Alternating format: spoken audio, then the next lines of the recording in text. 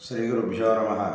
మనం ప్రతిరోజు జరుపుకుంటూ ఉన్నటువంటి ధనుర్మాస వ్రత కైంకర్యంలో భాగంగా మనం అందరం కూడా 22వ రోజు వరకు చేరుకున్నాం. ముందుగా 22వ పాసురాన్ని అందరం కలిసి పఠించుకుందాం. అంగన్ మాంగళత్తరసర్ అభిమాన భంగమాయ్ వందునిన్ பள்ளிக்கட்டில் கீழ் செங்கமிருப்பார் போல் வந்து தலை பெய்தோம் கிங்கிணிவாய் செய்த தாமரை பூப்போலே செங்கன் சிரிச்சிறிதே இம்மேல் விழியானோ திங்களுமாதித்தியனுமெழுந்தாற் போல் அங்கினிரண்டு கொண்டு எங்கள் மேல் நோக்குதியேல் ఎంగల్ మేల్ శాపమిళందులోరెంబావాయ్.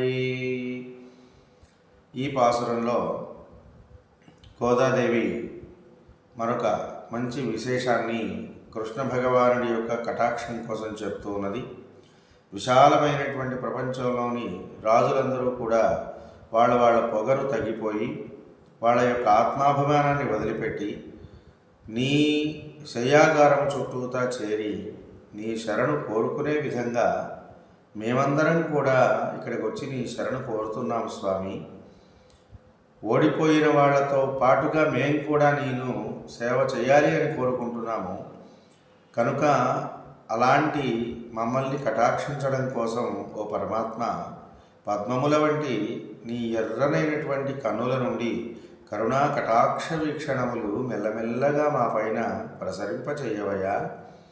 సూర్యచంద్రుల లాంటి నీ కన్నుల నుండి ప్రసరించినటువంటి ఆ చల్లని చూపులతో మా పాపకర్మలన్నిటికీ సంబంధించి మటుమాయమైపోయి మాకు కర్మఫలాలు అంటకుండా కాపాడగలుగుతాయి.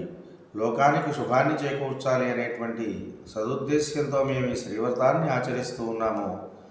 కనుక నీ కటాక్షాన్ని మాకు ప్రసాదించి లోక కళ్యాణకారకమైనటువంటి వ్రతాన్ని పూర్తి చేయించవలసింది అని గోదాదేవి తన స్నేహితురాండ్రందరితో కలిసి కృష్ణ పరమాత్మను ప్రార్థన చేస్తూ బయటికి పిలుస్తూ ఉన్నది.